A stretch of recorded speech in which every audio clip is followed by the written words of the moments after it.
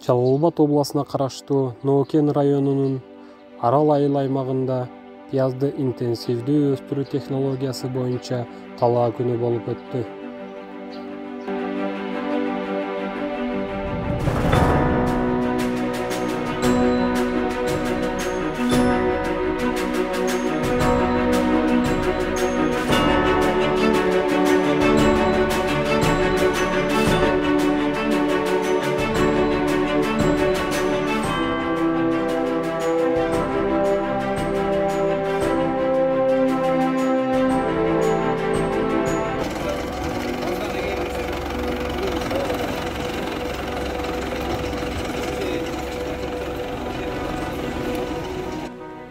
Талаа күнүнө келген фермерлерге пиязды интенсивдүү өстүрүү технологиясы боюнча колдонулуучу техникалык шаймандар көрсөтүлдү.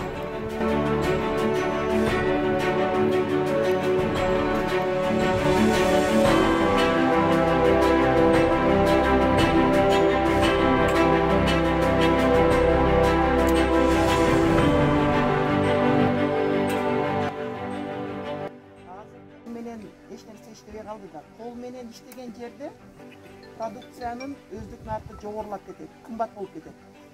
Канчалык продукциянын өздүк наркы кымбат болсо, ошончолук сатканда кыйынчылыктар болот. Бирок канчалык арзан өндүрсөңөр, ошончолук сатканда дагы проблема азыраак болот.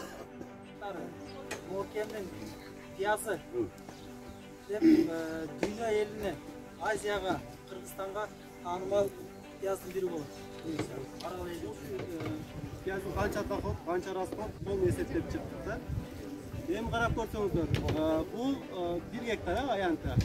Эстеп калганда 1 гектардан средний 60 тонна түшүм деп алдык.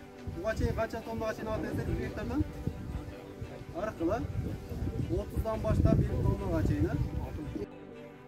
Жана орто бошонушу сорттор жана гибриддер. Мындайча айтканда 210 күндөн 240 күнгө чейинки бышатылган мезгилдеги үрөөндөр колдонулду да. Эрте бышоочулардан Вольт, анан Свит. Анан мына азыр Сибир боюнча Бычагы жокпу? Бычак эмес, аны квадрат алат. Ошо квадрат пияздын жүндөн калып, бул лентага пиязды жылдырып берет, лента ачып таштайт. Бычагы бар экен, дудак ошо 1,5 метрде алып, шырга сакпат алган жер. Бычактары, бул бычактардай вертикальный косо жайгашканы подобный. Бул иш-чара аймактарды комплекстүү өнүктүрүү программасы асында GIZ менен каржыланып, Европа биримдиги, Германиянын экономикалык кызматташуу жана өнүктүрүү федералдык министрлиги менен биргеликте каржыланып, тест борбору Арал элим барсыңбы жана микрокредиттик агентство АКП менен биргеликте өткөрүлүүдө.